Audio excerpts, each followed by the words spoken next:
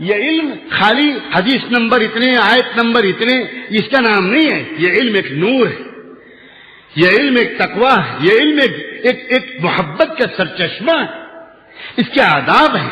یہ علم انجینئرنگ کی طرح نہیں ہے، یہ علم کوئی سائنس کا علم نہیں ہے جو جیسے بھی جی چاہے بیٹھ کر، لیٹ کر، کمپیوٹر پر سو کر، ٹی وی پر سی ڈی لگا کر اس طرح علم لے لیا جائے. یہ بالکل مذاق ہے. یہ علم ادب کے ساتھ آتا ہے، باوضو ہو کر آتا ہے. امام بخاری رحمۃ اللہ علیہ اپنی کتاب میں، آج جن کا کتابوں کا لوگ حوالہ دیتے ہیں، وہ جب بھی کوئی نئی حدیث لکھنا شروع کرتے تھے اس سے پہلے تازہ وضو کرتے تھے، اگر مناسب ہوتا تو غسل کرتے تھے، درود شریف کی کثرت کرتے تھے اور 2 رکعت نماز پڑھتے تھے. اس کے بعد رقت آمیز انداز سے حضور کے عشق میں ڈوب کر وہ حدیث نقل کرتے تھے.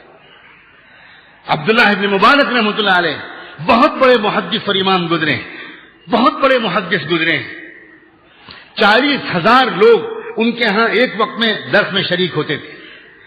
1100 مکبرین ان کے درس کی آواز کو مجمع تک پہنچانے کے لیے متعین رہتے. کتنے؟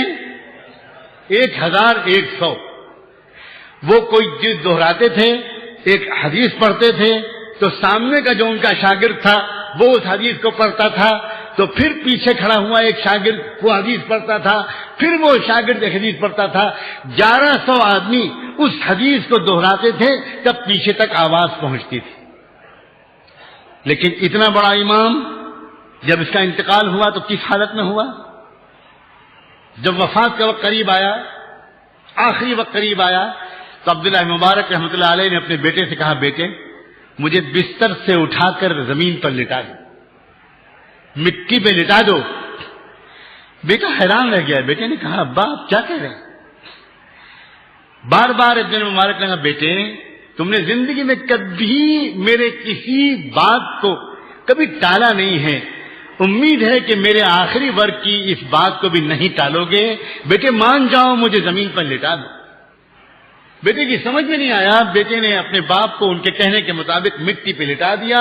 جب لیٹ گئے تو چہرے کو زمین پر ملنے لگے اور مٹی لگانے لگے اپنی گالوں پر، اور اپنی سفید داڑھی پکڑ کے کہا، اے اللہ عبداللہ کے بڑھاپے کا خیال کیجیے گا، عبداللہ کے بڑھاپے کا خیال کیجیے گا. سلام ہو ان علماء پر.